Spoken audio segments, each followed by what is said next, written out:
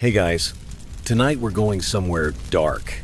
Not fantasy dark, not horror movie dark, but real historical bone-deep darkness.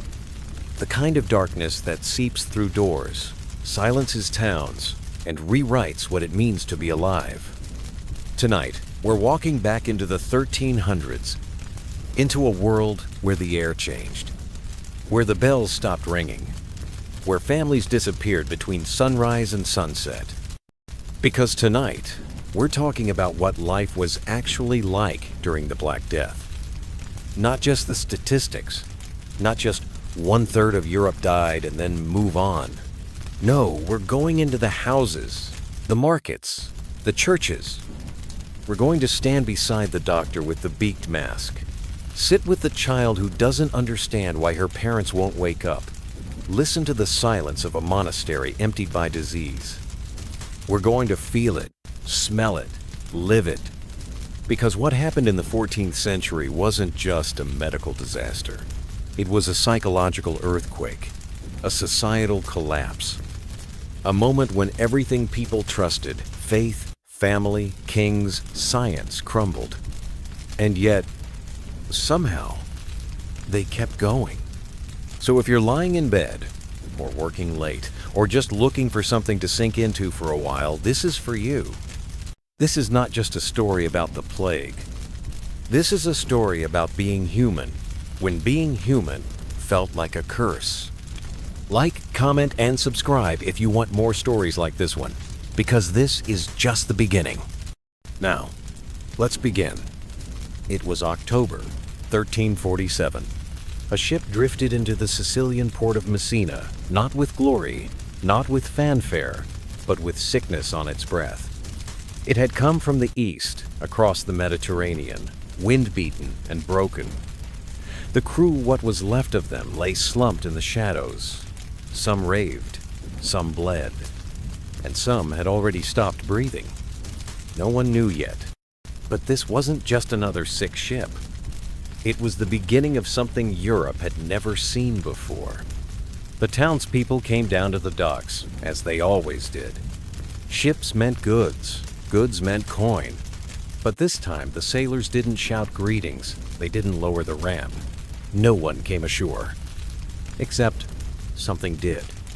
It stepped off invisibly, not on two legs, not with a face, not with a name, but it was real.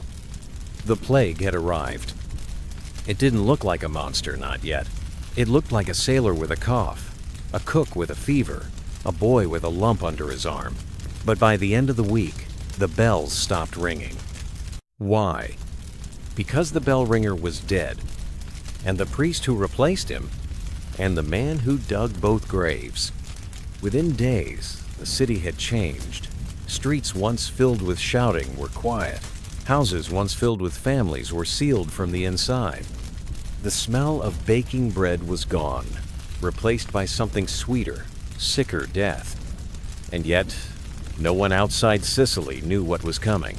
Across Europe, the markets bustled, the churches sang, the cities breathed, blind and busy. But the wind was shifting, and with it came death on 4 legs and 1,000 fleas. And what happened next would change the world. But to understand just how terrifying life would become, we need to follow the plague town by town, heart by heart. It didn't arrive with fanfare. It didn't come with a warning. One day, the town square was bustling with voices and carts and children chasing chickens. And then, it wasn't. At first, it was just a man who didn't show up for work. Then a woman who fainted in the market. A beggar who coughed up blood. But soon, those who helped them started disappearing too. The first real sign was the swelling. It appeared under the arms, along the thighs, in the groin. Large, painful lumps, sometimes the size of apples. Angry, purple, full of heat. People called them buboes. That's where we get the term bubonic. Then came the fever. It cooked the body from the inside out. The mind went, the skin darkened, the fingers blackened, and within a day or two, sometimes even hours, the person was dead. People didn't know what it was. They didn't have a word like infection. They didn't know about bacteria or fleas or Yersinia pestis. They just knew that whatever it was fast. And it was everywhere. Priests stopped visiting the sick. Doctors refused to enter homes. Some people tried lighting fires to purify the air. Others carried flowers or herbs in their sleeves. A few believed it came from the stars. Most just ran. But you couldn't outrun it, because the disease didn't walk. It traveled on wheels, on ships, on silk and wool and grain sacks. It hid in the seams of blankets. It tucked itself into the fur of rats. And by the time you saw it coming, it was already inside your house. Messina was only the beginning. From there, the plague fanned out like spilled ink. It crept along the trade routes to Genoa, to Marseille, to Venice. By winter, it had reached Paris, then London, then the German states, then further. And everywhere it went, it followed the same rhythm. First denial, then horror, then silence. You couldn't tell who had it. There were no clear stages, no patterns. Some people died slowly, screaming. Others just dropped in the street. Some tried to hide it. Some threw themselves into churches. Some turned to drink. Others to prayer. And all the while, the cities tried to keep moving. Markets stayed open. Bells still rang. Weddings were rushed. But behind every curtain, someone was dying. And behind every door, a family was waiting to see who would be next. And then came the screaming. When it hit full force, there was no hiding it. The carts began rolling. The grave diggers worked double shifts, and the living started to envy the dead. No one knew how long it would last, or how far it would go, or if God was watching, or if this was the end. But there was one thing everyone agreed on. Life had changed. The world they'd known, the stable world of prayers and plowing and feast days, was breaking. And it was only the beginning. Because the real terror wasn't the disease itself. It was what the disease made people do. And to see that, we have to look at one body, one corpse, one man whose death would shatter more than just his family. It would shatter an entire town. It started with a single corpse. He was a merchant, or maybe a mason. No one remembers. He'd only been sick for 2 days. He had a fever. Then the swellings came. Then his lips turned black. His wife tried to summon a priest, but none came. His children ran to fetch a doctor, but the doctor had already locked his doors from the inside. By the time the sun rose, he was dead. No coffin, no priest, no ceremony, just panic. The wife screamed for help. No one answered. A neighbor peeked through a shutter, made the sign of the cross, and closed it again. For hours, the man's body lay in the house. The wife wept. The children clung to the corners. But the neighbors didn't come, not with help, not with food, not with sympathy. They came with boards. They nailed the family inside their own home. And the next morning, smoke rose from the chimney, not from firewood, but from fever. The wife died second, the youngest child last. When someone finally broke the door open days later, they found silence. The table was still set. A pot of oats had gone cold. And in the corner, the merchant's body, the first in that neighborhood, already swollen and black. The body was dragged outside, dumped on a cart, and taken away. No names, no prayers, just a pile of others, heaped together like broken furniture. But something in the town had changed. People stopped touching doorknobs. They crossed themselves when they heard coughing. Mothers began pulling their children indoors before sunset. And that one body, it didn't just die, it cracked open a dam. Because now, every ache felt suspicious. Every sniffle brought dread.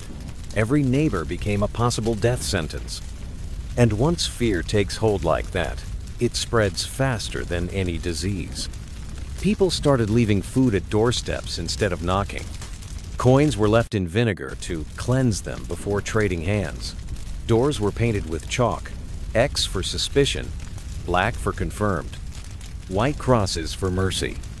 It didn't matter if you were rich or poor. You could be the baker or the bishop. If you had the marks, the swelling, the heat, the blackened skin, you were no longer a person. You were a danger. One man reportedly locked his wife in the basement when she showed symptoms. Another family fled their home, leaving their grandfather behind in his bed. A priest in Flanders rang the bells for Mass, preached his sermon, then collapsed at the altar mid-sentence. In Avignon, the Pope sat between two blazing fires, convinced the heat would purify the air. In London, coffins ran out. In Florence, entire families disappeared between dusk and dawn. And it all began with one body. The strange thing is, death wasn't new to these people. People died young. Women died in childbirth. Children died before their names were written down. But this was different. It wasn't death as a visitor. It was death as a tide. It didn't take the weak or the wicked. It took the closest, the kindest, the youngest, the best. It shattered the illusion of control. The body in the street wasn't just a body. It was a message. You are not safe. Not in your home. Not in your church. Not even in your own skin. And if that was true, then who could help you? The king? The church? The doctors? What if none of them could? And what if the ones who came to help only made things worse? Because that's what happened next. They arrived wearing masks shaped like birds, dressed head to toe in black. Some called them healers. Others called them death in disguise. And to understand why their appearance terrified as much as it reassured, we have to step into the shoes and the beak of the medieval plague doctor. They looked like monsters. Long black cloaks, waxed against moisture, leather gloves, wide-brimmed hats, and masks grotesque, bird-like, with curved beaks pointing forward like some kind of predator. But they weren't monsters. They were doctors, or at least something like it. In truth, many plague doctors had no formal training. Some were physicians. Others were barbers, monks, or simply volunteers. Cities hired them out of desperation. Someone needed to examine the dying, record the deaths, and sometimes offer treatment. Most real doctors had already fled. But the beak that beak is what people remembered. Inside the curve of the mask were bundles of herbs. Rose petals, lavender, cloves, mint, camphor. The air, they believed, was poison, corrupted by sin, planets, or decay. They called it miasma. So the beak worked like a primitive gas mask, purifying the air before it reached the lungs. That was the theory. In practice, it didn't work. Because the plague wasn't in the air. It was in the fleas, on the rats, in the bloodstream, and no mask could stop it. Still, plague doctors roamed the streets, clipboards in hand, counting bodies, inspecting sores. They carried canes not as weapons, but to poke at patients from a distance. Some used it to examine wounds. Others used it to prod corpses. Sometimes, they tried to help. They'd apply poultices made of onions, crushed emeralds, or pigeon meat. They'd lance buboes with hot irons or knives, letting the pus spill into a bowl of vinegar. They'd drain blood from the sick, hoping to balance the body's humors, the ancient Greek idea that too much black bile or yellow bile caused disease. They burned herbs. They burned hair. They burned everything but the truth. And the truth was this: they didn't know what they were doing. But it wasn't just about curing. Plague doctors had another job: paperwork. They wrote death certificates. They listed symptoms. They recorded the names of the lost when there was anyone left to name them. In some towns, they were the only literate people left. And so, through ink-stained fingers, they became the scribes of the apocalypse. It didn't matter if their beaks were stuffed with lavender. To the dying, they looked like crows. To the children, they looked like nightmares. One man wrote that his daughter screamed whenever she saw the bird mask at her door. Another woman said the doctors resembled angels of death come to weigh the soul. And maybe they were. Because by the time you saw one, it was usually too late. They were walking omens, and their presence meant one thing: death had been confirmed. In some places, people begged plague doctors not to come. In others, they were attacked, blamed for spreading the disease. A few were found dead in alleyways, their masks torn off, their gloves missing. But even the doctors weren't immune. They fell, one by one, despite the mask, despite the robes, despite the herbs. Because the plague didn't care about your training, or your title, or your mask. But the real horror wasn't the doctors. It was what happened around them. Because as they walked from house to house, counting the dying, the cities around them were decaying. Bells stopped ringing. Clergy disappeared. The stench of death overpowered even the strongest incense. And the worst part? For many, the cure felt worse than the sickness. Because when the priests were gone and the doctors couldn't help, the townspeople turned inward toward rituals, punishments, and desperate acts of faith. Some began walking barefoot. Some began singing strange hymns. Some began whipping themselves bloody in the streets. They called it penance. They thought if they hurt themselves, God might spare them. But it only got worse, because the plague wasn't waiting for prayers. And next came the smell, and a silence so deep, it swallowed even the prayers themselves. It crept in slowly, not like a scream, but like a breath held too long. At first, it was just the smell of rot, a chicken gone bad, bread mold. But then it got sweeter, thicker, crueler, like meat left in the sun, like old milk in a hot room, like something beneath your floorboards that shouldn't be there. It was death, and it was everywhere. You smelled it before you saw it, before the cart arrived, before the cough, before the lump. The air itself changed heavy, sour, impossible to ignore. Cities and villages tried to fight back. People burned herbs in their homes, stuffed their windows with cloth soaked in vinegar, lit fires at street corners. But the smell won. The churches, usually sweet with incense and candle wax, became vaults of sickness. Priests carried censers not for worship, but for survival. They swung them over the dying, clouds of frankincense choking the air. But it didn't mask the truth. Behind every hymn was the stench of bodies unwashed, uncared for, unraveling. And the prayers. The prayers never stopped. You heard them everywhere, from doorways, from windows, from fields, whispers, wails, shouted litanies, Hail Marys and Lord's prayers tumbling out of mouths cracked with fever. Entire families knelt in dirt floors, begging. Some screamed until they fainted. Some sang until they died.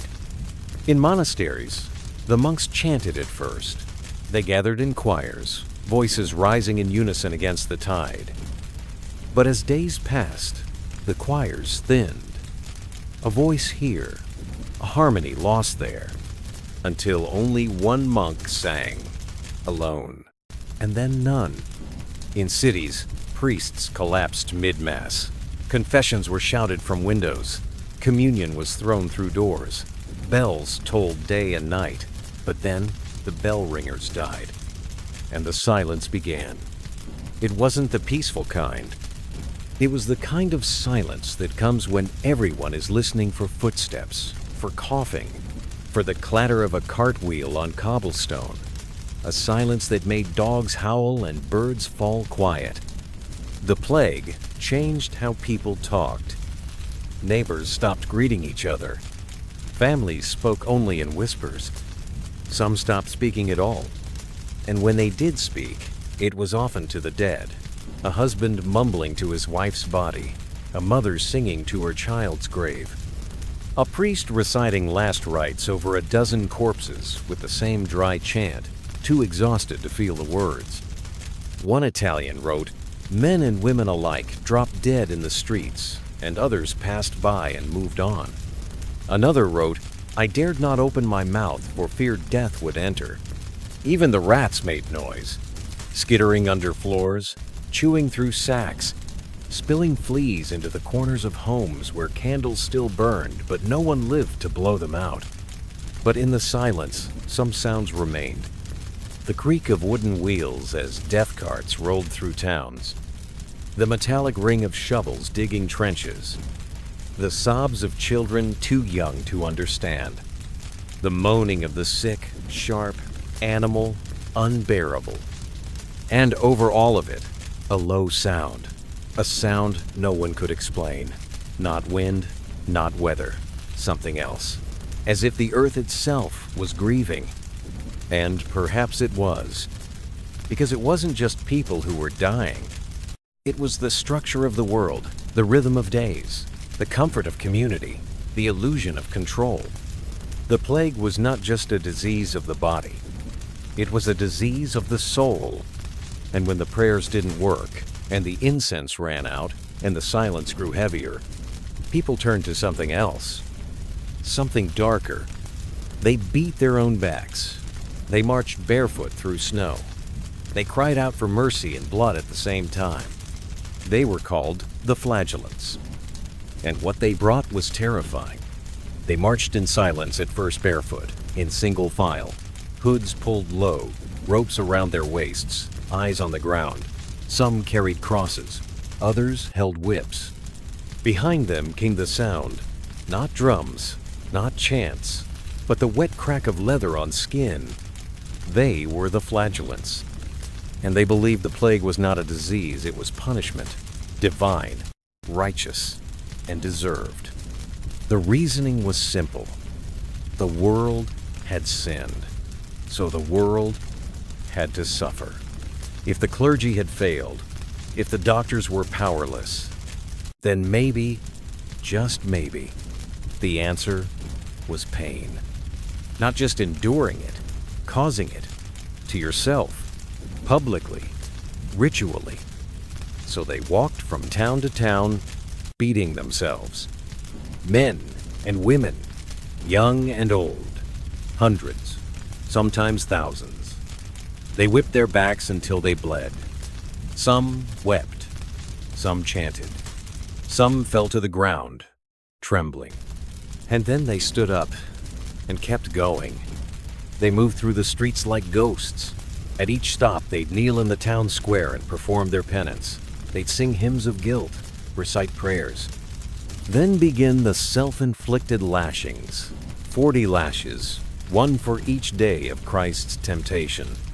Blood spattered the cobblestones, shirts stuck to raw flesh, and the crowd watched. Not everyone joined them. Some stared in horror, others in awe. Some believed the flagellants were wholly closer to God than any priest. Others whispered that they were madmen. But one thing was certain, they were everywhere.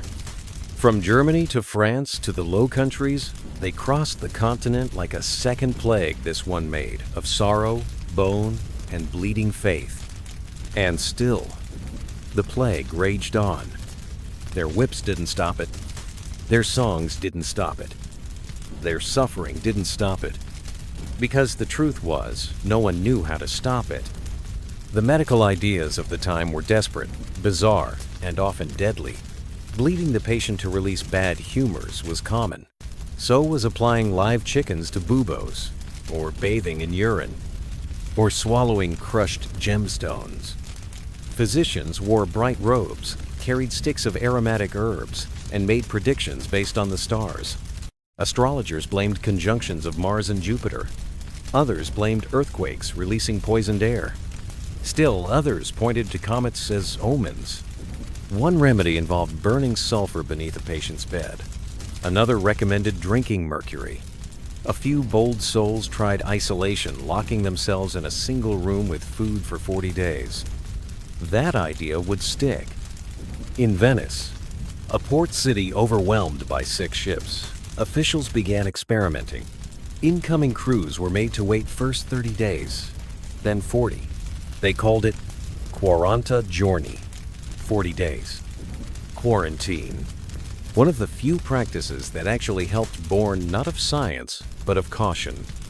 But even that wasn't enough. Because the people weren't just dying of plague, they were dying of despair. Priests turned to rituals. Towns organized mass processions. Entire communities sang hymns through the streets. Some burned incense by the barrel. Others slaughtered animals they believed were cursed. A few tried witchcraft.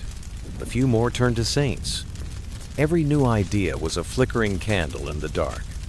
And every week, another city went quiet. What do you do when no one can save you? When the priests are gone, the doctors are wrong, and even your own body turns against you? Some turn to violence. Some turn to silence. But the ones who had the most to lose, the ones with wealth, with homes, with families, started to realize a brutal truth. The plague didn't care. It took kings and beggars alike. But how you suffered and how you were remembered still depended on one thing: money. And in the next breath, the question no one wanted to ask surfaced quietly, coldly. Was it really true that no one was safe? At first, it looked like the poor were cursed. They lived in cramped houses with thin walls and no fresh water. They shared beds, shared food, shared sickness. When the plague arrived, it tore through them like fire through dry straw. They had no escape, no doctors, no windows with glass, no land to flee to. So they died quickly, loudly, and in great numbers.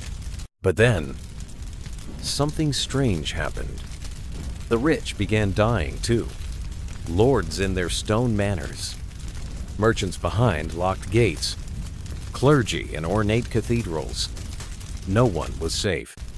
The plague didn't care about your coin purse. It didn't check your last name. It crept in through the cracks, through servants, deliveries, stray dogs, the wind itself. You could burn herbs, eat gold leaf, sleep in silk sheets. The rats still came. In fact, in some places, the wealthy died faster. Because they fled. And in fleeing, they carried the disease further. Caravans of noble families left cities behind, retreating to countryside villas. Thinking distance meant safety.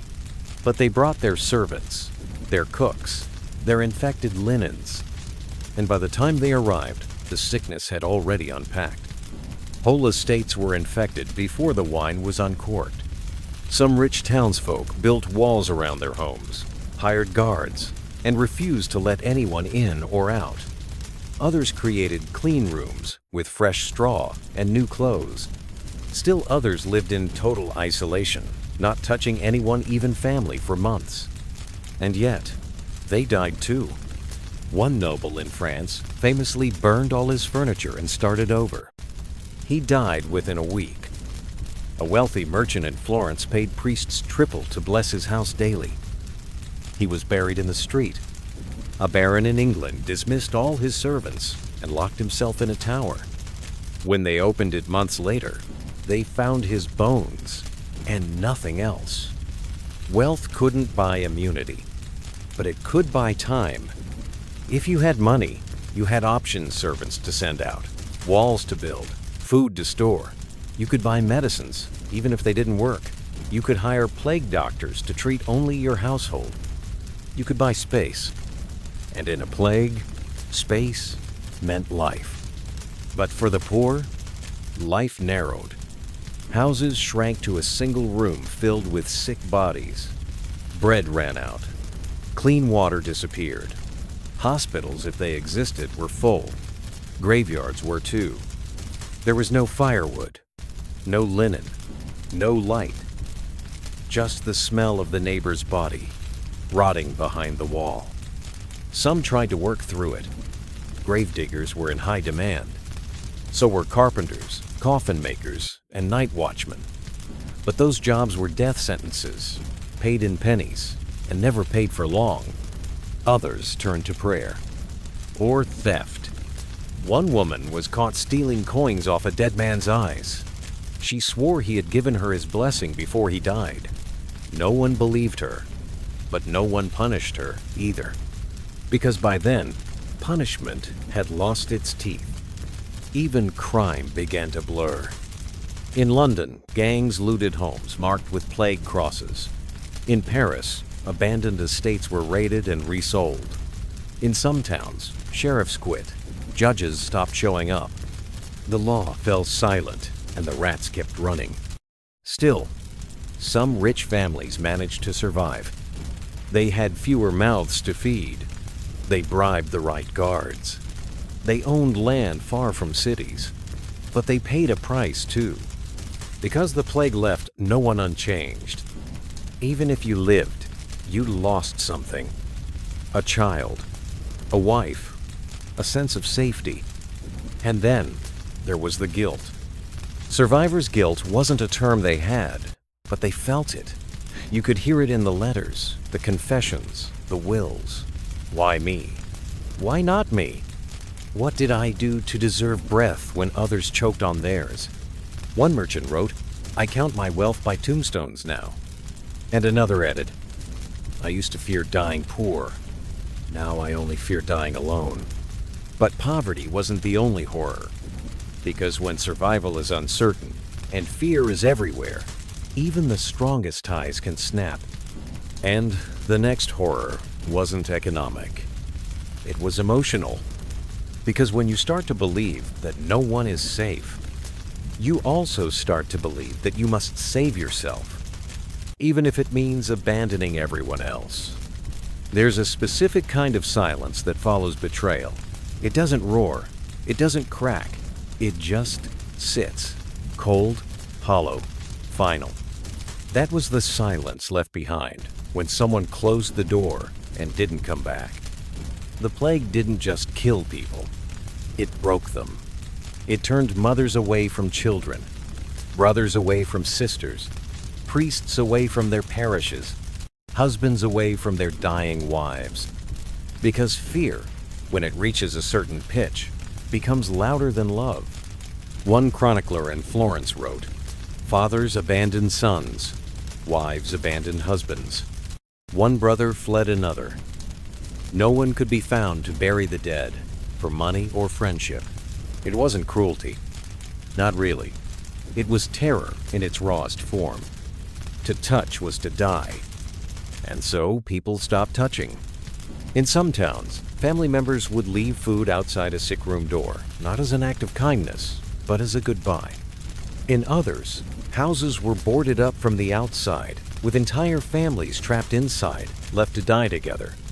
One man, it was said, locked his mother in the pantry when she started coughing. He slid water under the door once a day. She stopped asking after 3. Children were the worst, the most abandoned, too young to understand, too small to survive alone. Some were orphaned, some were left behind during flight. Others simply wandered the streets, dazed and hungry, asking strangers where their parents went. A priest in Avignon wrote about a little boy who showed up at the cathedral steps, holding his baby sister. He said they hadn't eaten in 2 days. The priest gave them bread. When he went to find them the next morning, both were gone. And then there were the nuns. In some convents, entire orders died out. The sisters cared for the sick, held their hands, prayed over them, and fell one by one. In many cases, the last nun alive buried the rest before she too collapsed. The pain wasn't just in the dying. It was in the dying alone. No hand to hold. No final words. Just walls and time and silence. Graveyards filled, and still, no one came to mourn. Funerals became luxuries. Most bodies were carried out without ceremony, dumped in pits, names forgotten. In some places, the dead were left in their beds for days, not out of neglect, but because no one else was left. This wasn't how medieval people were supposed to die. Death had always been a communal event. A priest at your side. A family gathered. Candles lit. Psalms sung. The soul prepared. But now, death was dirty, fast, private, and terrifying. Even animals knew something was wrong. Dogs stopped barking. Cats fled houses. Horses pulled carts of corpses and seemed to understand. There are stories half whispered, half true of pets refusing to leave their owners' sides, even after death. Of loyal dogs howling for nights until they starved. Loneliness became its own kind of plague. For the survivors, it lingered long after the disease passed. The baker who no longer had customers. The widow who stopped speaking. The priest who buried thousands and couldn't remember a single name. Because the plague wasn't just the end of people, it was the end of normal. And when people abandon each other, something else rushes in to fill the gap. Fear, desperation, superstition, and soon, blame. It wasn't long before the whispers started. Whispers that the plague wasn't natural. That someone had done this. That someone had poisoned the wells. And those whispers would soon become something far more dangerous. There weren't enough priests. There weren't enough coffins. There weren't enough words to say over the dead. So the words stopped. The rituals stopped. And the ground opened wider. It began with delay. A few days to bury your wife. A week to bury your children. The cemeteries were full. The gravediggers exhausted. The bell ringers silent. Then came the carts, wooden, creaking, draped in cloth. They rolled through the streets at dawn, at dusk, at midnight. A voice would cry out, "Bring out your dead." And you did. Wrapped in sheets, folded in blankets, or just as they were. Sometimes, people waited until nightfall. Sometimes, they left the bodies at the corner and returned to their homes before anyone saw. Sometimes, they stayed and wept until the cart moved on without a word. At first, graves were still marked, a name carved, a stone placed, a prayer whispered. But names took time, stones were expensive, and prayers didn't seem to work. So they dug deeper. Mass graves, plague pits. In London, in Avignon, in Florence, the ground split open like a wound. Trenches were carved into the earth, bodies stacked 5, 6, 10 high, sprinkled with lime, covered in dirt. Then another layer, then another. The dead became layers. History became geology. A witness in Siena wrote, "No bells rang. Nobody wept, no matter what his loss, because almost everyone expected death. And so many died that all believed it was the end of the world." Sometimes, the gravediggers themselves died mid-shovel, and someone else would toss them in and keep digging. There were no tombstones, no elegies, just dirt, lime, and the weight of silence. Occasionally, a family tried to resist. They paid extra for a private burial. They wrapped their loved ones in clean linen. They hired someone to say a final prayer, but even that couldn't last. In many towns, burials were forbidden after sunset. Corpses were considered too dangerous to keep overnight. Delay meant infection, and so death became urgent, immediate, and painfully quiet. Children were buried with toys still in their hands, couples with fingers still entwined, infants with names never spoken aloud. In Paris, one monk recorded a single week with 8,000 deaths. He stopped counting after that. But not everyone had the luxury of burial. In some places, the dead were simply left.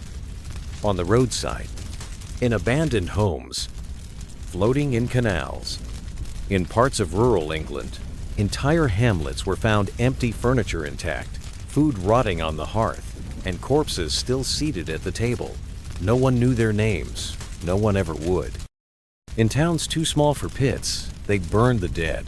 The smell was unbearable, but people swore it helped purify the air, helped end the suffering, helped them sleep at night. It didn't. And through it all, the living carried a kind of invisible burden, a question with no answer. How do you grieve when there's no one left to grieve with? Some tried to write names on scraps of parchment and leave them tucked in the sleeves of their dead. Others carved initials into trees. A few etched crosses into the walls of their homes. They were trying to say, "We were here. We mattered. Please don't forget." But memory has weight. And when the plague drags the whole world down with it, even memory is too heavy to carry. So people stopped remembering. Because if you remembered too much, you'd go mad. But one thing everyone did remember was the day their village fell silent. Because in this world, death didn't always come with screaming. Sometimes it came with birdsong and blue skies. And then, nothing. No smoke, no bells, no voices. Just weeds growing where footsteps used to be. It didn't happen all at once. Villages didn't just vanish in a single day. They faded like breath on glass. One by one, the sounds disappeared.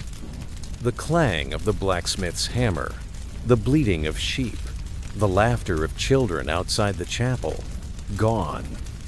The plague didn't need an army. It only needed time. And time was merciless. At first, it was manageable. A widow here, an orphan there, a sad funeral, a moment of pause. But then, too many graves, too few hands. The crops stopped being planted. The animals wandered into fields and never returned. The alehouses shut their doors. The churches echoed with emptiness. In some villages, the only person left alive was the priest ringing the bell for a congregation of ghosts. In others, not even that. Abandoned carts rusted on muddy roads. Doors swung open in the wind. Fires burned down to ash and were never rekindled. People who traveled between towns began to notice. They'd pass a mill that once roared with water and hear only silence. No birds, no footsteps, no dogs barking. Just silence and the crunch of their own boots on stone. Inside the houses, everything was still in place. Bowls on the table. Blankets folded neatly at the foot of the bed. Shoes by the door. But no people. It was like they had vanished in the middle of breathing. And nature, as it always does, moved in. Weeds split the cobblestones. Vines climbed the chapel walls. Wolves returned, trotting through empty markets. Deer grazed in churchyards. Owls nested in thatched roofs. The forest crept back like it had been waiting for the right moment. And the right moment was now. There are records from England, France, and the Holy Roman Empire of entire villages that ceased to exist. Not just depopulated, erased. No one left to write. No one left to remember. The land swallowed them. In the decades that followed, tax records would include curious phrases. The village of X pays no tithe, for no man remains. No man remains. Imagine that. A place once filled with voices and hands and lives, now reduced to a sentence in a ledger, reduced to a pause on a path. Some of these villages were later re-inhabited. Most were not. They became ruins. Names carved into stone walls. Graves without bodies. Ghost towns without ghosts. And the thing is, this wasn't rare. By the mid-1350s, the Black Death had killed so many that some estimates say up to 60% of some villages disappeared forever. This wasn't a local tragedy. It was a continental vanishing. And even in places that survived, something had changed. Because it wasn't just about the dead. It was about how the living stopped trusting the world. If a village could disappear in a week, if a family could vanish in a night, then what did anything mean? What was safety? What was permanence? And when those questions fester without answers, fear turns outward. And next came the finger pointing, came the scapegoats. Because when your whole world falls apart and the sky stays silent, you start looking around and asking who did this. The plague made no sense. It didn't follow rules. It ignored the good. It ignored the pious. It leapt over fences. It crossed oceans. It killed priests and prostitutes with equal precision. So when reason failed and prayers fell silent, people turned to something older, something deeper. Blame. They needed an answer not for the scholars, not for the doctors, but for the fear. And so, they looked sideways, at their neighbors, at the strangers, at the people they already didn't understand. That's when the rumors began. They whispered that the wells had been poisoned. They said the disease was a plot. They said the Jews were responsible. It wasn't new. Anti-Jewish sentiment had simmered for centuries in medieval Europe. But the plague turned simmer into fire. In dozens of towns and cities, Jewish communities were accused of causing the plague. Not getting sick was seen as suspicious. Never mind that they died too. Never mind that they buried their dead, fled their homes, wept over their losses. People saw what they wanted to see. In Basel, Switzerland, 600 Jews were rounded up and burned alive. In Strasbourg, hundreds were massacred before the plague had even reached the city just to be safe. In Mainz, Cologne, Erfurt, and dozens more, Jewish communities were destroyed, synagogues razed, homes looted, entire populations vanished. Sometimes the authorities encouraged it. Other times, they simply stepped aside. Pope Clement VI issued official decrees condemning the violence, reminding people that the plague was not a Jewish conspiracy, but his words were paper. The mobs were fire, and the fire spread. But Jews weren't the only targets. Leprous people with visible skin conditions were accused of spreading the disease. So were beggars. So were foreigners. Anyone different. Anyone strange.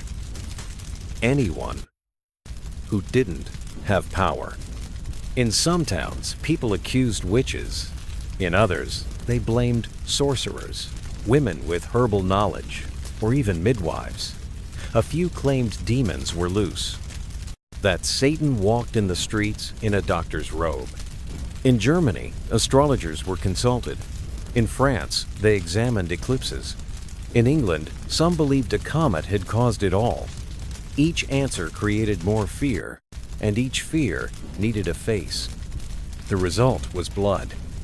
Not plague blood, but human blood. Fear turned to rage.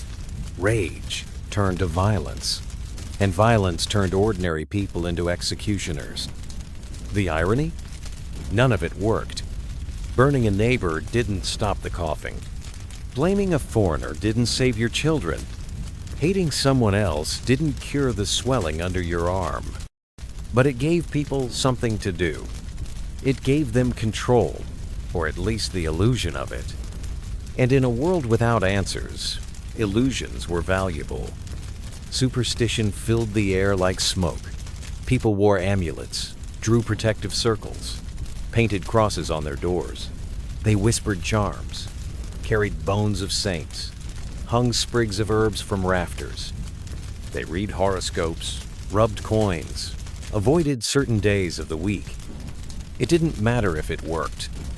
It mattered that it felt like something, because doing nothing, waiting to die, was unbearable. One man in Avignon reportedly paid a fortune for a plague stone said to ward off death. He died holding it. A woman in Paris drank a potion made from crushed emeralds. She lasted 3 more days. Some people dressed entirely in white and refused to speak, believing silence would protect them. Others dressed in red, believing the color would confuse the disease. There were even rumors that music could keep the plague away, that dancing might cleanse the soul. So, in certain villages, people danced until their feet bled. They collapsed in fields, exhausted and unharmed, only to wake with fever the next day. But while superstition raged above ground, something quieter was happening beneath it. Artists began painting skeletons on walls.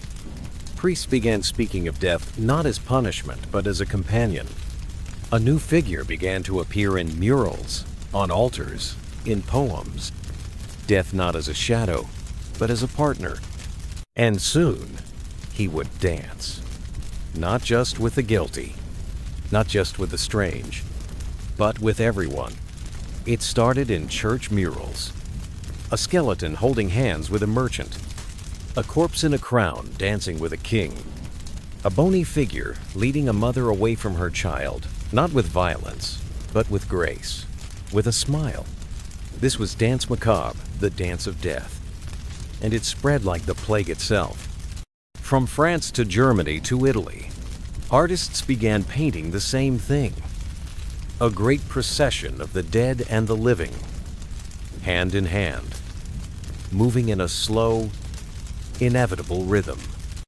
Rich and poor, old and young, holy and damned. It didn't matter who you were. Death danced with everyone. It was art, yes, but it was also prophecy. Because the plague had done what no army could, it leveled the playing field. It tore down the invisible wall between those who ruled and those who obeyed.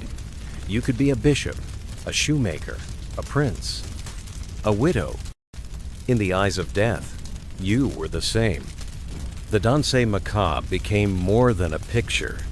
It was a worldview, a reminder, a warning, and, strangely, a comfort. Because if death came for everyone, then maybe it wasn't personal.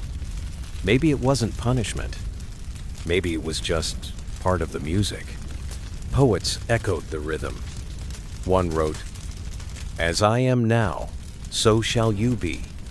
Remember death and dance with me." It wasn't morbid. Not exactly. It was an acceptance, a way to stare at the abyss without falling into it. Graffiti appeared on crumbling walls. Stick figures with scythes.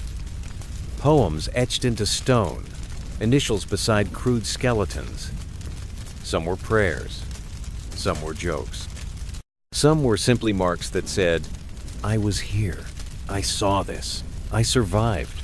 Or didn't. In one churchyard, someone carved a message in Latin. "Stop and consider as you are now. So once was I." Even music changed.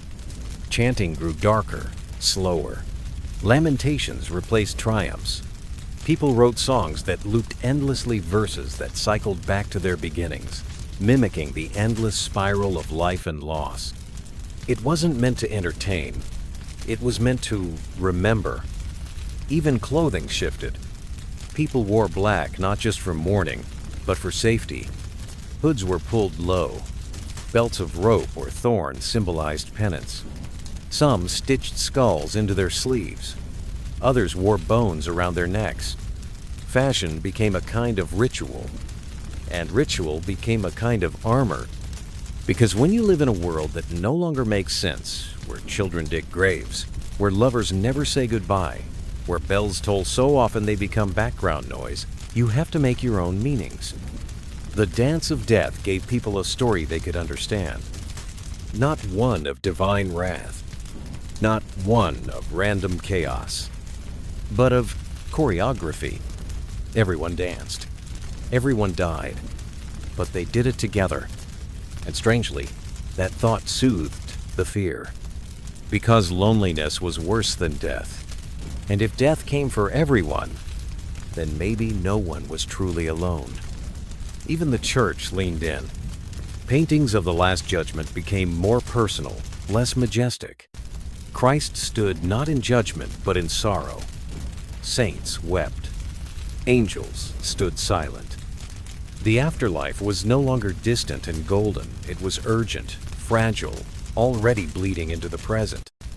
People stopped waiting for salvation in the clouds. They looked down, around, within. But there was another side to this new awareness.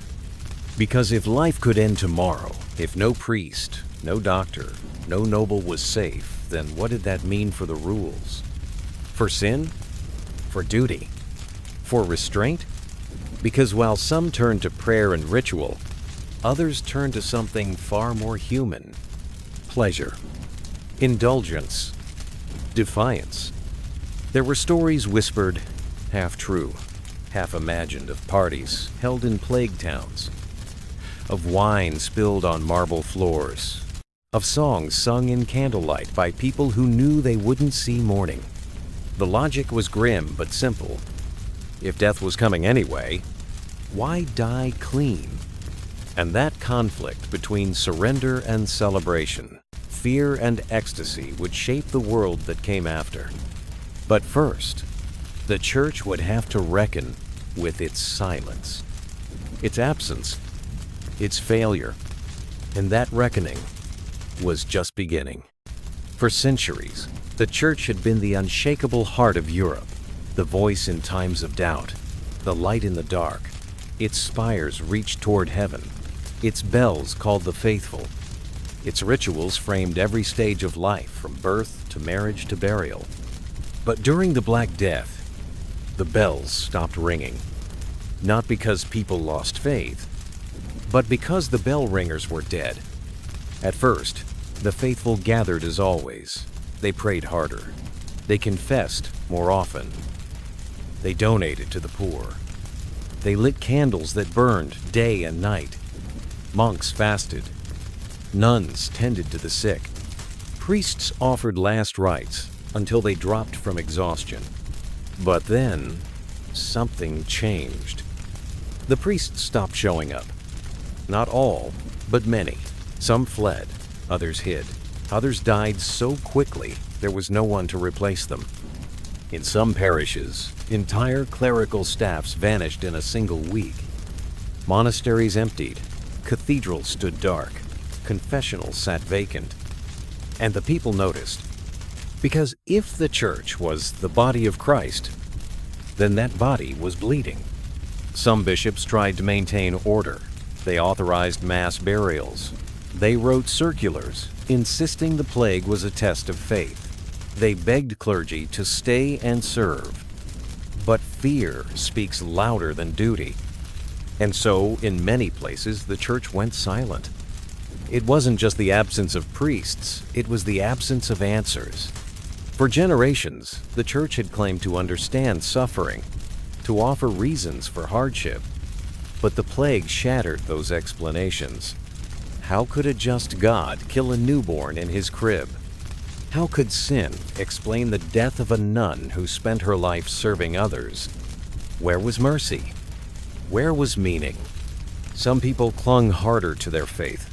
They believed the plague was divine wrath, punishment for pride, greed, and vanity.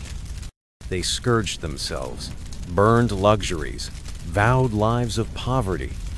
They turned their backs on pleasure. Others drifted away. They saw the failure, the absence, the unanswered prayers. They buried their families without sacraments. They survived without confession. And they began to wonder, if I lived without the church in the worst time, do I need it at all? It was a quiet revolution. No riots, no protests, just distance. And distance, in faith, is everything. The church tried to recover. It trained new priests quickly, too quickly. Many were poorly educated, unprepared, unable to offer real comfort. Sermons grew generic.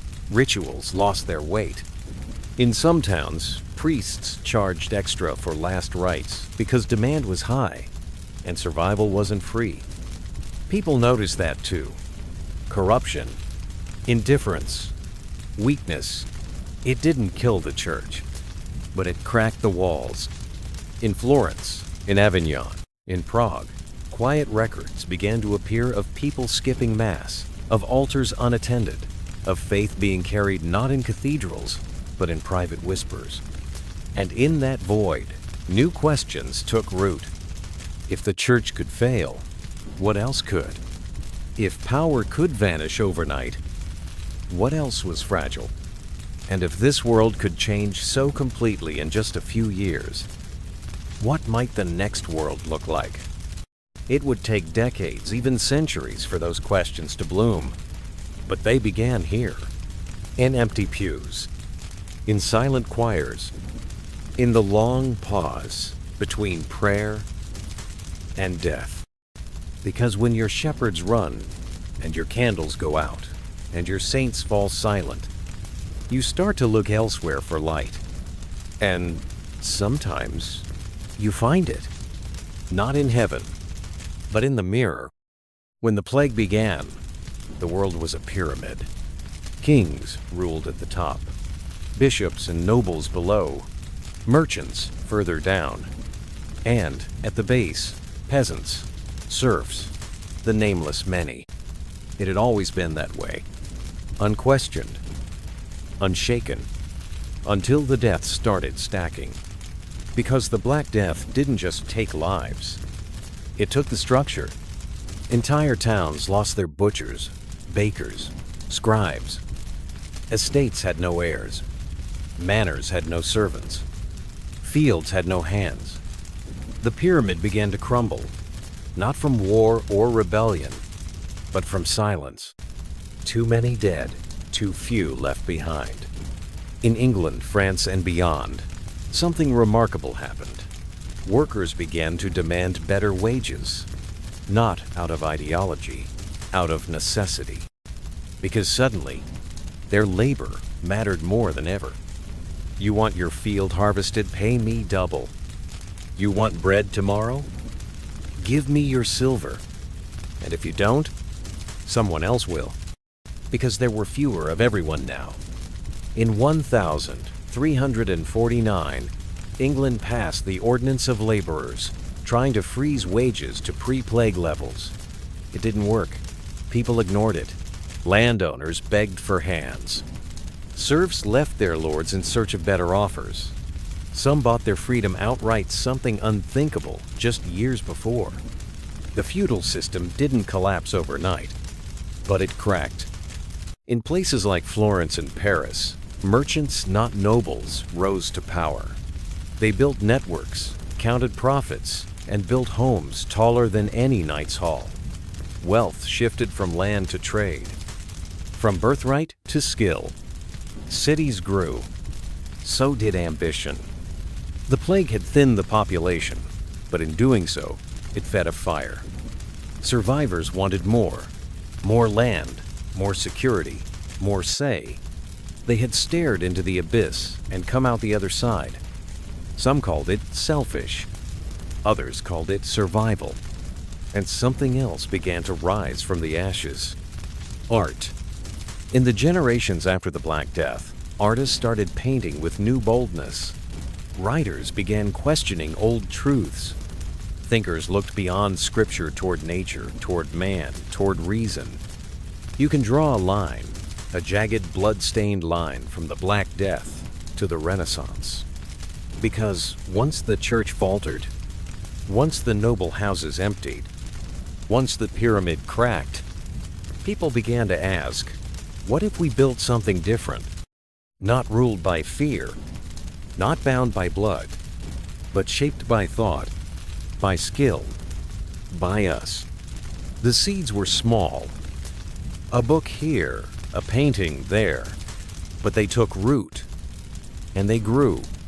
And while the world grieved its losses, it also, quietly, began to rebuild. Not in the image of what it was, but in the image of what it might become. Because plague is a destroyer, but sometimes destruction clears space. For something else? The Black Death ended, but it never really left. The final waves rolled through in the decades that followed. Smaller, but still deadly. It came back in cycles again, in the 1360s. Again in the 1370s.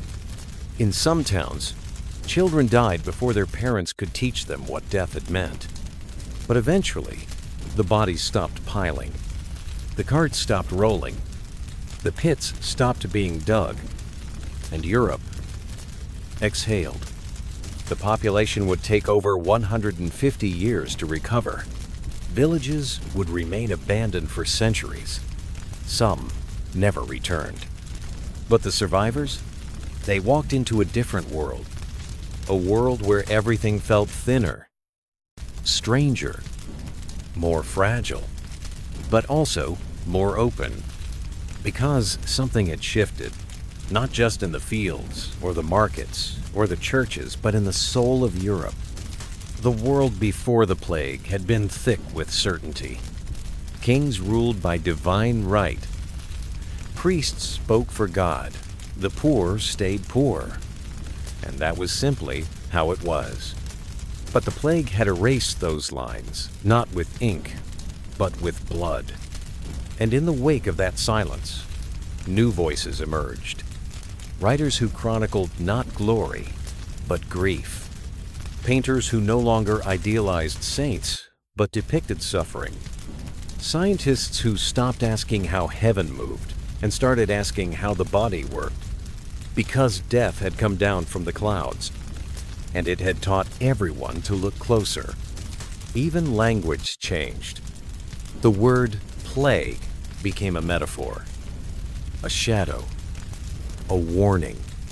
And centuries later, whenever the world felt sickness again in 1665, in 1918, in 2020, people looked back to the Black Death. To understand, to compare, to fear, and to learn. Because the Black Death was not just an event, it was a scar etched into the memory of humanity. A reminder of how fast the world can fall apart and how strange, how stubborn, how beautiful survival can be. We still walk in its echo. Every hospital, every quarantine, every fear of the unknown, every song sung in the face of death. They are echoes. We still build our lives on the bones it left behind. But we also build something else. Hope.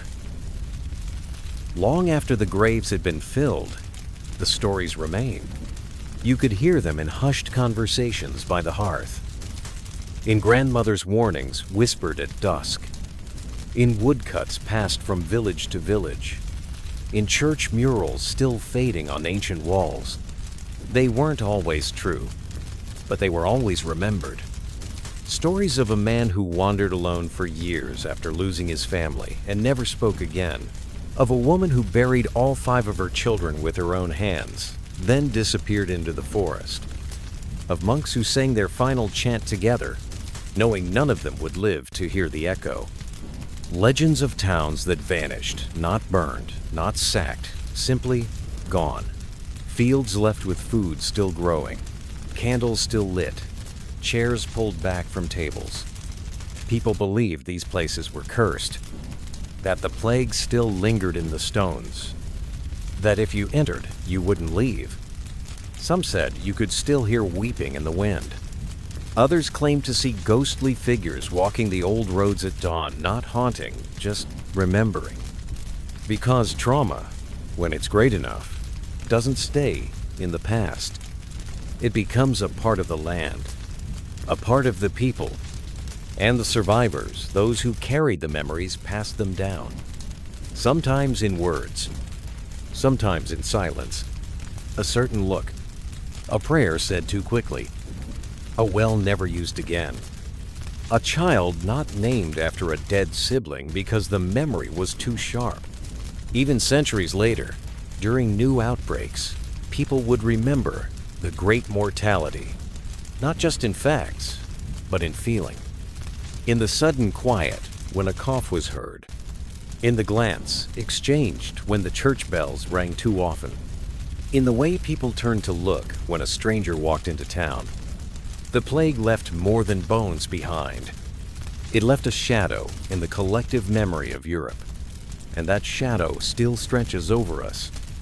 In fear, in ritual, in resilience. We're not just descended from survivors. We are made of their stories. And sometimes, the story is what survives longest of all. The Black Death didn't ask permission. It didn't come with a warning. And it didn't leave instructions. But it left lessons buried, burned, scattered like ashes on the wind. And in time, those who remained began to dig through the ruins, not just to rebuild, but to understand. What they found was hard, and not always comforting. They learned that systems break, that power can vanish, that the very people meant to protect you, kings, priests, healers, are often just as lost as anyone else. They learned that community matters, that in the face of unstoppable fear, a hand held or a song sung can mean more than gold or bloodlines. They learned that grief is a language, one that doesn't need words. They learned that silence, too, can be sacred. And slowly, almost painfully, they learned to live again. With fewer people, but more space. With fewer certainties, but deeper questions. And with the weight of memory carried in every quiet field, every chapel wall, every old village road where footsteps no longer fall. In a way, the plague was a mirror. It reflected back not just death, but life raw, fragile, astonishing. It showed the worst in humanity, the blame, the fear, the cruelty, but also the best, the courage of healers who stayed, the strength of mothers who sang lullabies to dying children, the quiet dignity of gravediggers who blessed everybody they buried. It taught people that history isn't just what you inherit, it's what you carry, and what you choose to leave behind. Even now, centuries later, we feel it. When a disease spreads, when fear grips the streets, when a nurse ties on her mask or a neighbor delivers soup without knocking, we remember. Not always with facts, but with instinct. The same instinct that once told a man to close his shutters and pray, or to open them and sing. Because even after the worst, especially after the worst, we are not meant to vanish. We are meant to echo, to endure, to be more than the silence that follows, to be the story that refuses to die. The plague is gone, the bodies buried, the bells quiet. But if you listen closely in the hush between midnight thoughts, in the cold wind brushing against a stone wall, in the flicker of a candle lit without knowing why it's still there, not the disease, the memory, the reminder, the truth that the world is more fragile than we pretend, that life is a string thin, trembling, and unbelievably strong, that love doesn't always save us, that grief doesn't always break us. That survival, in the end, is not just about breath in your lungs. It's about remembering. A wooden spoon on a windowsill left by someone who didn't come back. A diary page from a child who wrote about her dreams while the world burned outside. A chapel wall where names are scratched long after the names were forgotten. Those are what remain. Not castles, not crowns, but imprints pressed deep into the fabric of time. When we speak of the Black Death now, we talk about numbers. 25 million, 50 million, whole continents reshaped. But behind each number was a voice. A mother whispering comfort to a fevered child. A priest muttering his last prayer over an open pit. A young girl staring up at the sky, wondering if she'd see another sunrise. We owe it to them to remember not just the horror, but the humanity. Because for all its devastation, the plague didn't end us. It transformed us. It stripped the world down to its bones and asked, what matters? And what survived was not just the strong. It was the kind, the clever, the quiet, the ones who found meaning in ashes and planted something new. So tonight, as you lie in the stillness of your own world, far from rats and rags and ringing bells, remember this: you are not alone in the dark. You carry centuries of light.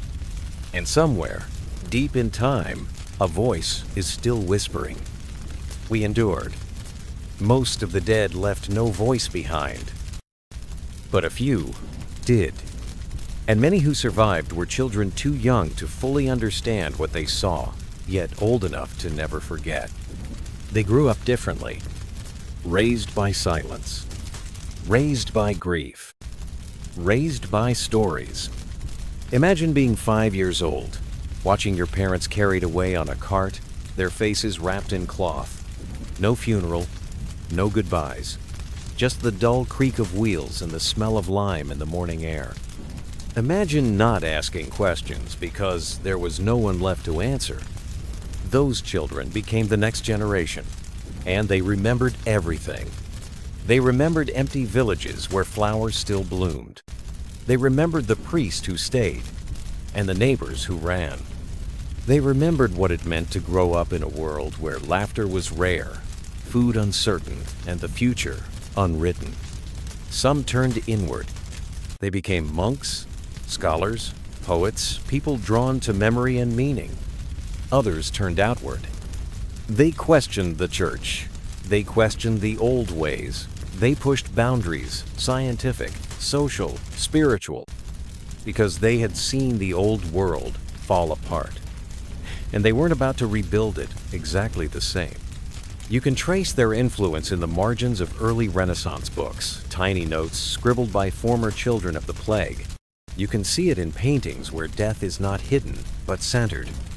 You can hear it in the music more sorrowful, more urgent, more aware. They remembered not just who died, but how people lived during death, how kindness mattered more than gold, how silence could be louder than any sermon, how hope, even ragged and limping, still walked beside despair. One Florentine scholar writing years later said, "I was a child when the world went quiet. I learned to listen to what it didn't say, because memory isn't always about facts.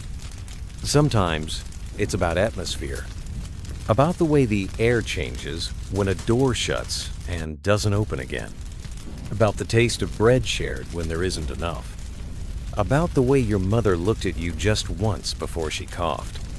The children remembered that, and they carried it into art, into science, into law, into lullabies sung to their own children, not to scare them, but to prepare them. Because once you've lived through the end of the world, you never stop listening for its footsteps again. And that quiet awareness, it shaped everything that came after. There was a figure that began to haunt the streets as the plague deepened. You've seen him, even if you don't know his name. Long black cloak, wide-brimmed hat, gloves, staff, and that strange, hooked mask, like a bird of death. The plague doctor. But he wasn't there at the beginning. He came later, not from superstition, but from desperation. These weren't doctors in the modern sense. They didn't have cures. They didn't even always understand the disease, but they were willing or paid to go where others would not. Into the infected homes, into the hospitals, into the silence. The outfit wasn't for drama. It was for protection, or what they hoped was protection. The mask's beak was filled with herbs and flowers, lavender, mint, rose petals, cloves. It was thought that bad air miasma caused the plague. The scent, they believed, could filter death.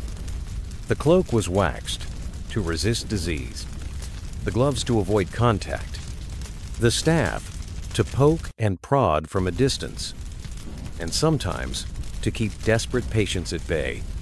They became icons, dreadful ones, Children ran when they saw them. Some believed the mask itself brought death. Others thought these birdmen stole the souls of the dying. And, in a way, they did. They were often the last face someone saw. But these doctors weren't always cruel. Many wrote detailed notes trying to understand the spread. Some risked everything to care for the sick.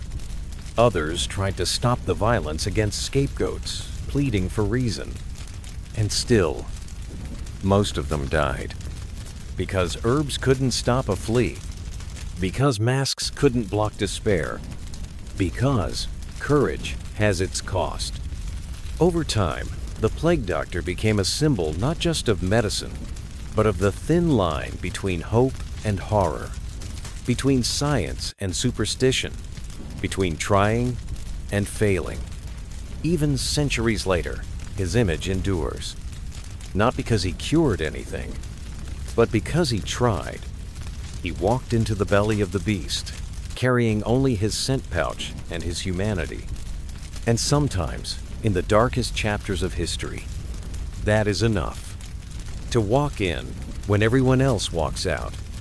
To try, even when you know you might fail. To face death with a mask on your face and a prayer in your heart. Not for yourself, but for someone else. For every story of flight, there was another quieter, smaller, about the ones who stayed. They didn't run. They didn't hide. They opened their doors. They washed the dying. They held hands slick with fever. They whispered prayers that stuck in their throats. They knew what was coming and stayed anyway. Nuns in convents who buried every sister before lying down in the last empty bed. Midwives who answered knocks from strangers, never knowing if the child or the disease was coming. Gravediggers who kept digging long after their backs gave out, long after their own sons were lowered into the pits. We often forget them because they weren't kings, or writers, or doctors with beaked masks. They were bakers, barbers, servants, shepherds, and saints, not the canonized kind, but the ordinary ones. The kind who left no names, no relics, just the memory of someone who stayed when others didn't. In Siena, one woman named Agnese was recorded as having buried more than 100 people with her own hands. She died in silence. No mural, no monument.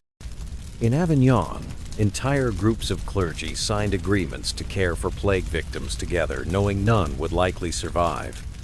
In some villages, old women were the only ones left to nurse the sick. No training, no reward, just instinct and courage. We tell history in broad strokes, kings and empires, battles and treaties. But this history? It's written in candlelight, in basin water and sweat, in lullabies sung to fevered children by people who knew those children wouldn't wake. There's no glory in this kind of bravery. Just grit, just grace, and something deeper than either. Love. The plague revealed what we are when everything else is gone. When gold doesn't matter. When titles mean nothing. When the streets are empty. Some chose fear. Some chose silence. But some, a quiet, stubborn few, chose to love anyway.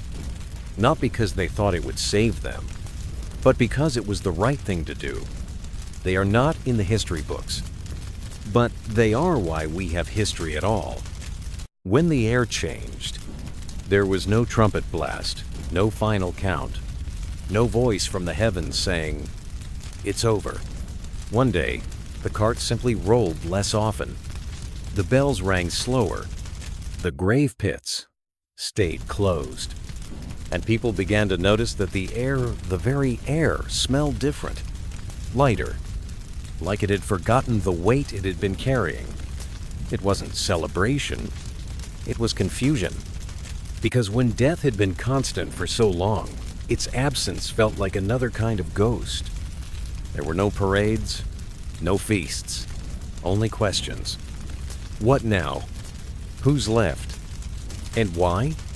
Villages sent messengers to neighboring towns, half expecting silence. When they heard replies, some wept. When the roads reopened, they walked like strangers in their own lands. Fields had gone to weeds, churches to dust, inns to ruin. But birds sang. Babies were born. Candles flickered on altars, again hesitant, like they too needed time to remember the old ways.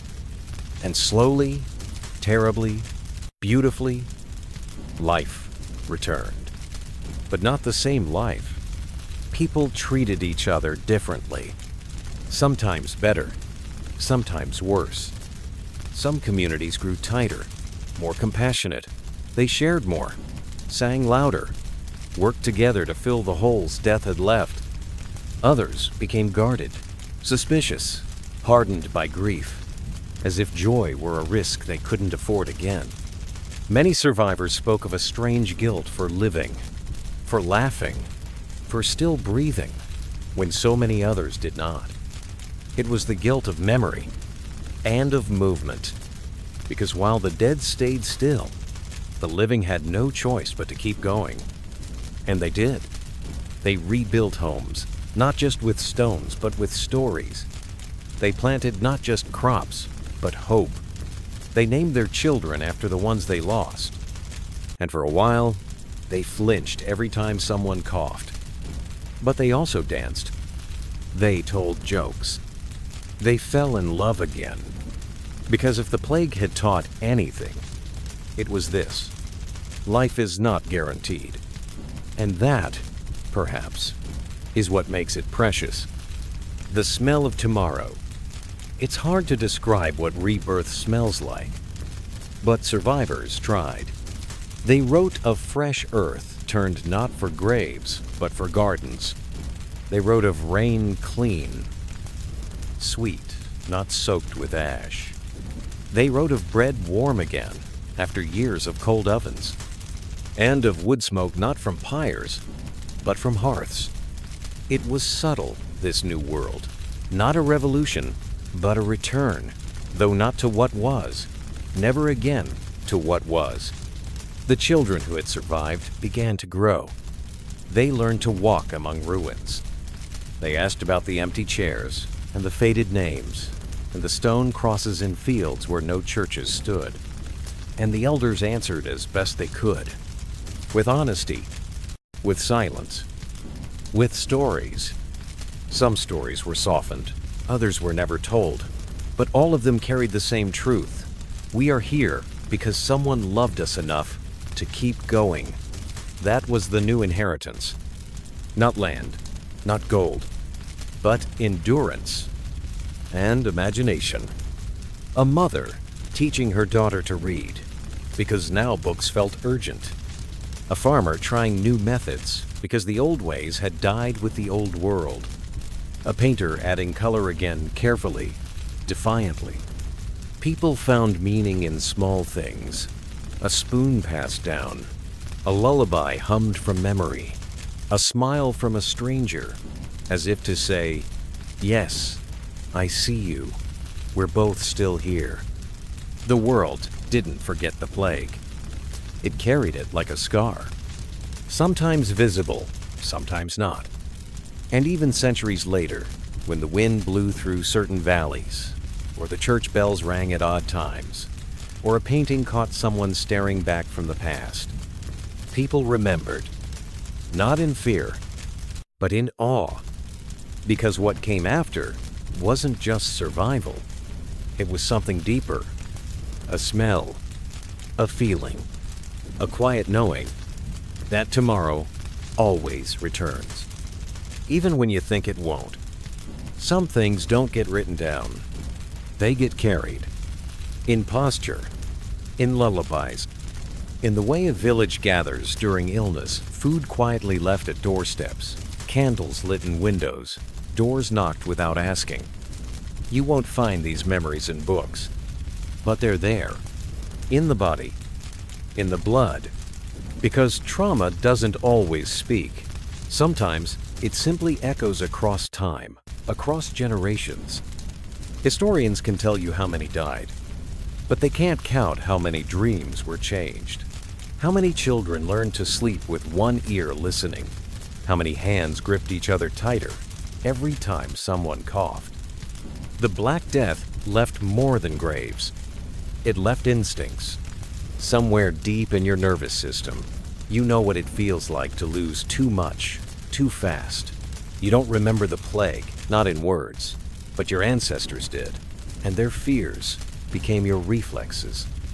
That strange sense of dread when a siren wails. The tightening in your chest when the news grows grim. The way your mind jumps to worst case faster than it should. It's not weakness, it's memory. Not yours maybe, but someone's. A farmer who kept watch all night while his family burned with fever. A girl who never stopped washing her hands. A mother who taught her son to sing even while digging graves.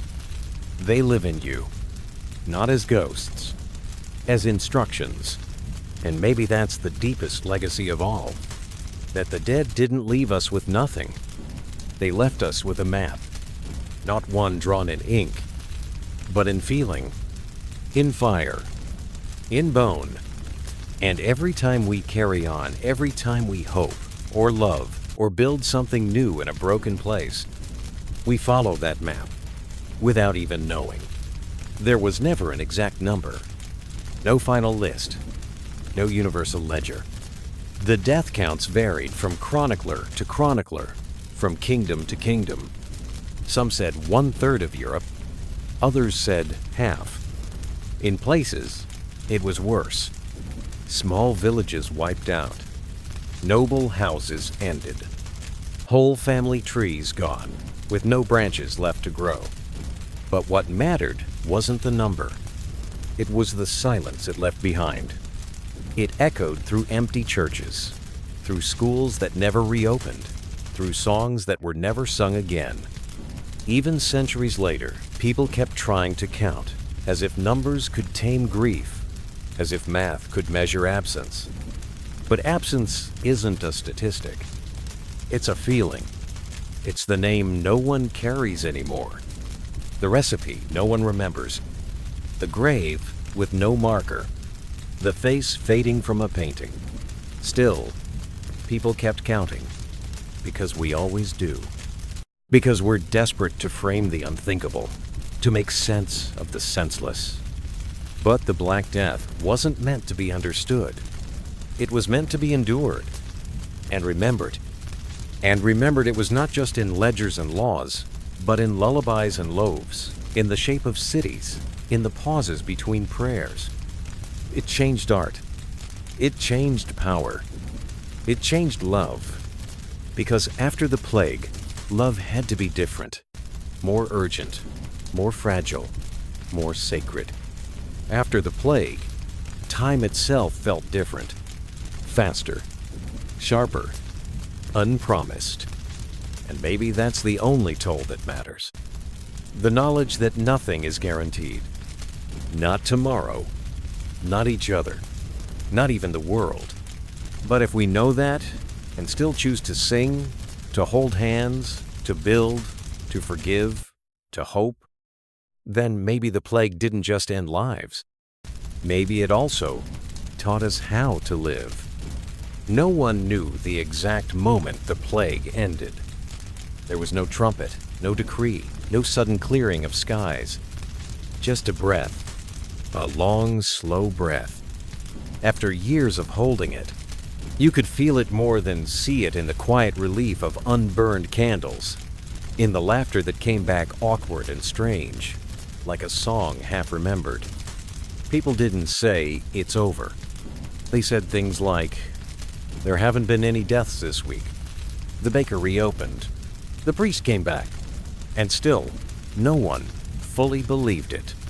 Because once death has lived in every corner of your life, you don't evict it easily. It lingers like smoke in old wood, like a shadow that walks behind you, even on the brightest day. But that's the truth of survival. It doesn't come with fanfare. It comes with doubt, with trembling hands, with a decision to plant a seed, even when you're not sure if the soil has forgiven you. Survival is quiet. So is healing. It's in the mother humming again while kneading bread. It's in the boy who picks up a book. It's in the old man who, for the first time in years, watches the stars without fear of what the sky might bring. The Black Death didn't end the world, but it ended a world. A world of certainties, of divine hierarchies, of invincibility, and in its place, something else began. Not perfect, not whole, but real. A world that knew loss and lived anyway. A world that learned to say goodbye and still dared to love. A world that remembered, and remembering became something stronger, something softer, something human. So now, as you rest in your bed, centuries away from those long, dark days, you carry with you not just the safety of now, but the breath of then. The last breath that someone, long ago, had to take, so that you could be here to breathe this one